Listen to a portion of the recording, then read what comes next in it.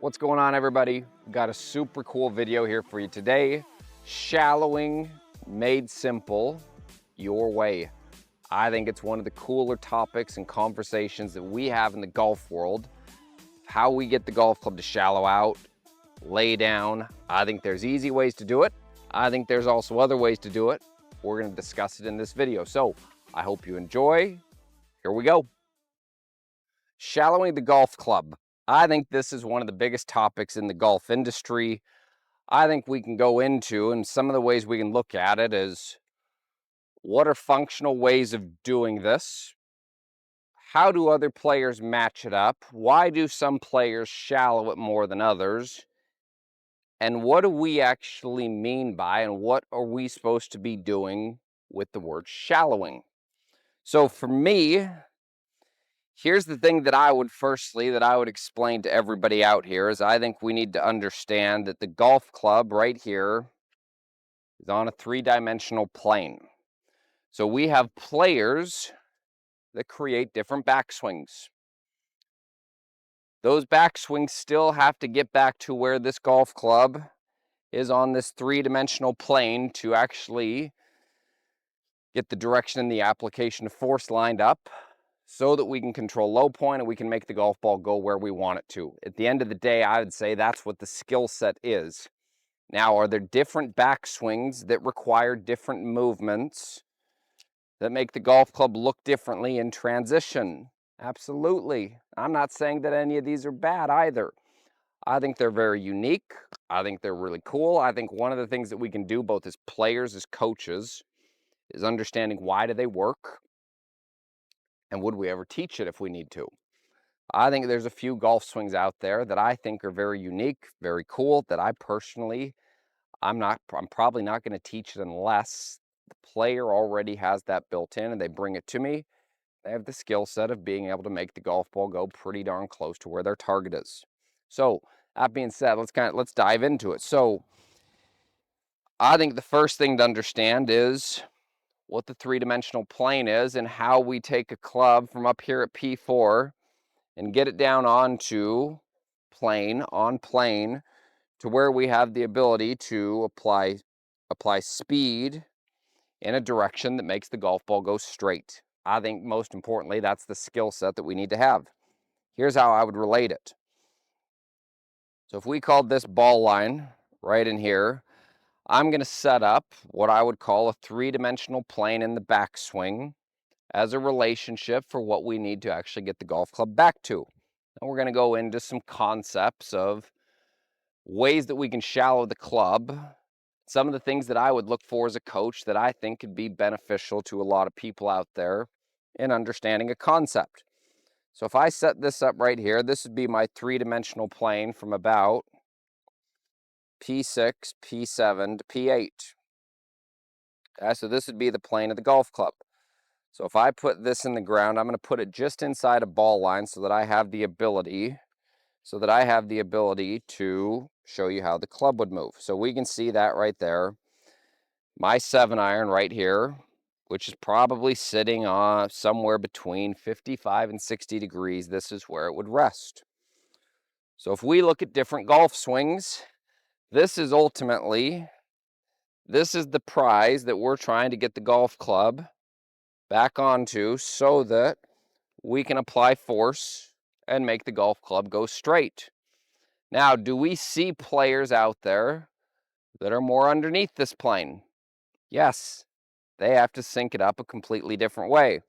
Players that have the club more under the plane and around, we're going to see more rotation and we're going to see a much lower exit.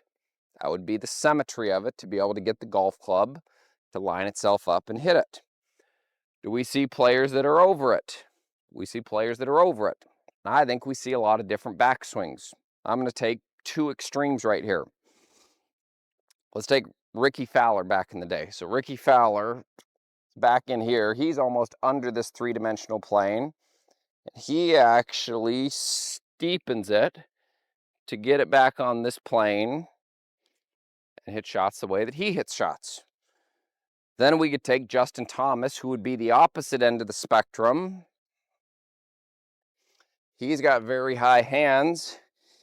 He has to work this golf club behind him, down, to get this golf club back on plane, which I guess we could also call that shallowing.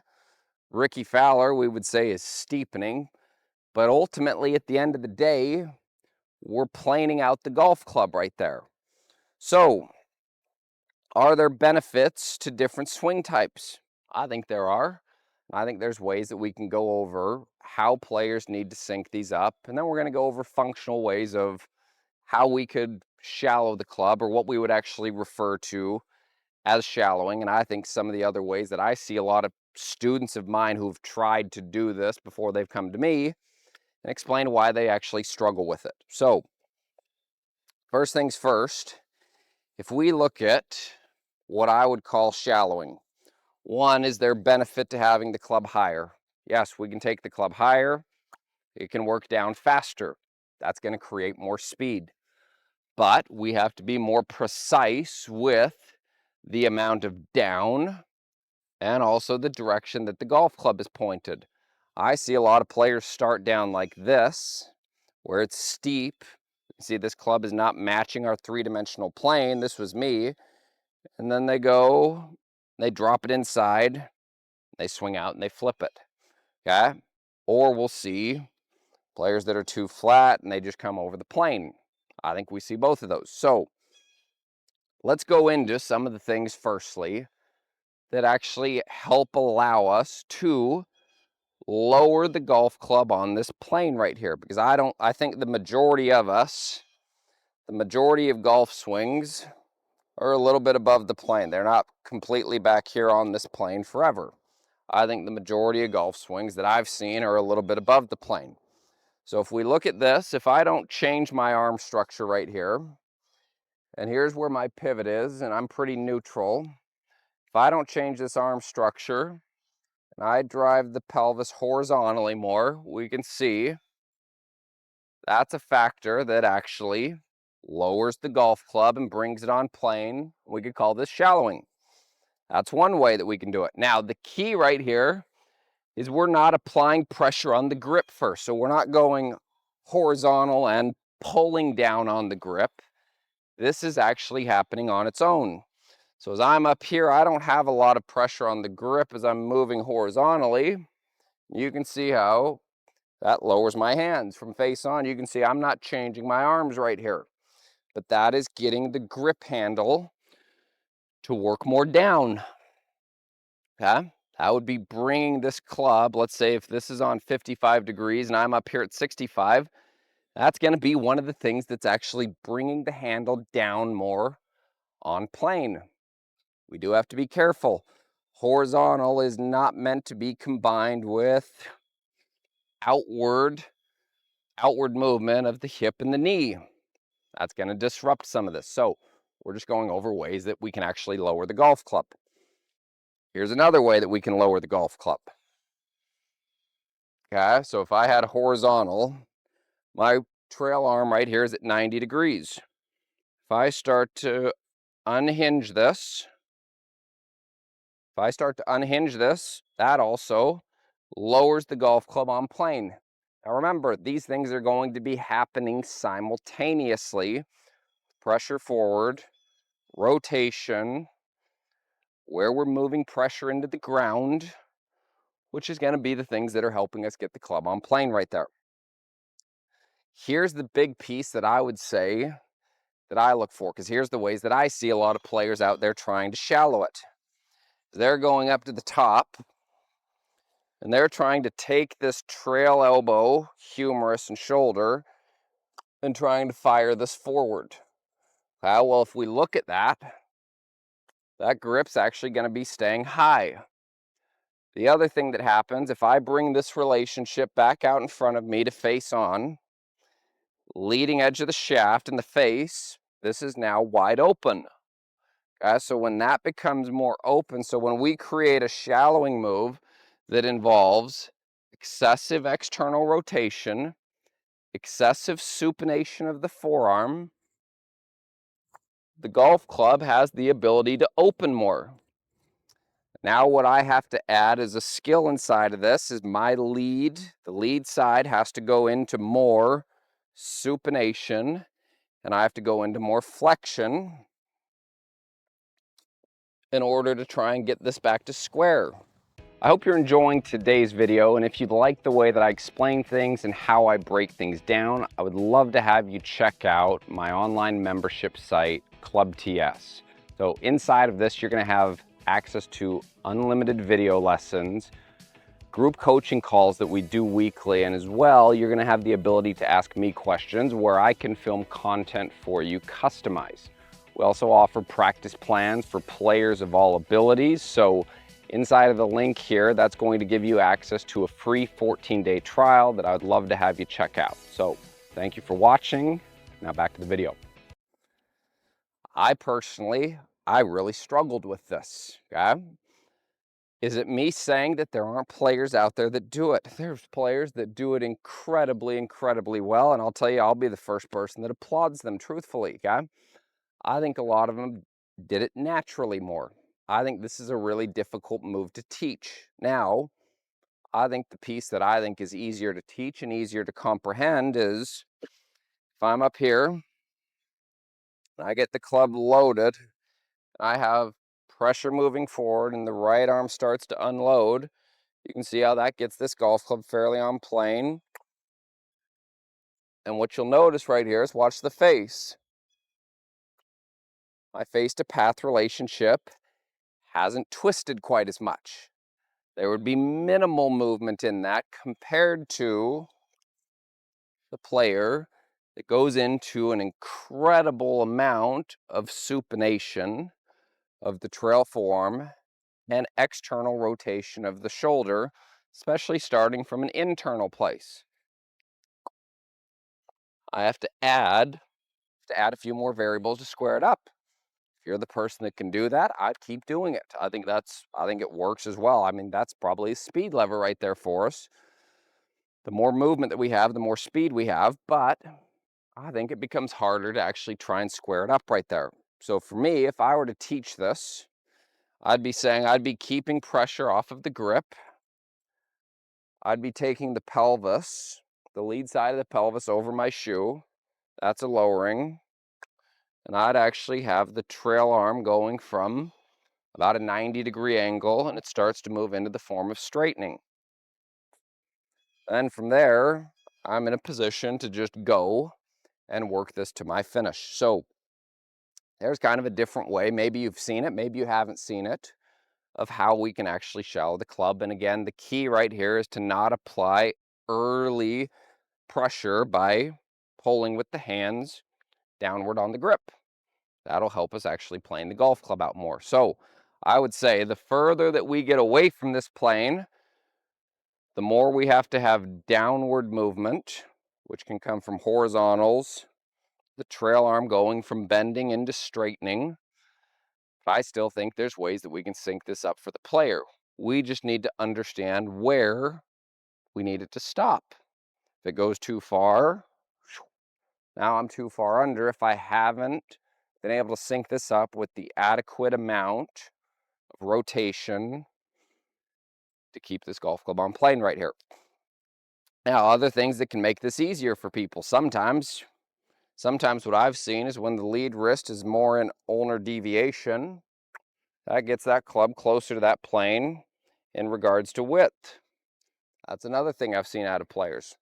I see some people, if they get so much radial deviation in and they start to move forward, this golf club still has the ability to steepen. So this is another lever that we can actually look at in helping us plane the actual golf club out. So my general rule of thumb is when we see the club working from its highest point back down to this plane, I prefer not to see as much twisting and opening in regards to the leading edge of the shaft and what the club face is doing. That's a preference of mine. That's not saying that it can't be done. Let me just make that piece clear. So here's kind of a cool way that we can look at it. So if you grab a double alignment stick, I would say one of the first places to start here is work this up to where you'd be run this down on it, run this down on it, and feel what it'd be like to get it to impact. Work this up, horizontal, right arm down. You can see my trail wrist hasn't changed. I'm still in extension right here, and run that down. There would be a feel right there. Now we can hit golf balls even just kind of chipping it like that. So what I'm going to do now is I'm going to move this out of the way now that we understand the concept. Now I've got a feel of what it is that I'm trying to do. When I'm up at the top, I'm going to feel my pressure moves forward first. The right arm can start to move down inside of a neutral to slightly externally rotated shoulder position. And this arm, you can see from down the line, is working more like a reverse bicep curl. So here would be my rehearsals for this right here. I work this up, pressure forward arm down, back to the golf ball. Up top, pressure forward arm down to the golf ball. Then I'd hit. That was really, really, really good strike for me right there. And I could feel how that club stayed a little bit more behind me right there. Now, I'm going to show you the way that I think a lot of us actually try to do it, and why I think it's difficult. When I get this up and I try and create all of this, okay, external rotation, supination, and then flexing the lead wrist and supinating, I personally, for me, and a lot of players that I've coached, this is harder. Again, not to say that anybody else's method is wrong. That's not what I'm saying. I just found for me and the players that I've coached, it's harder to teach. Here's what I think this would look like.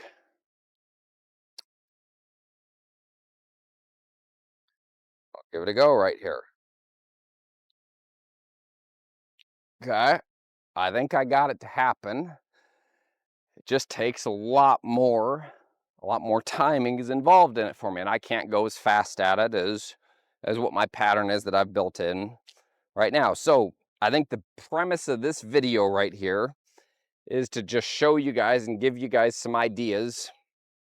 We need the golf club planing out. I think everybody in the industry would agree with that.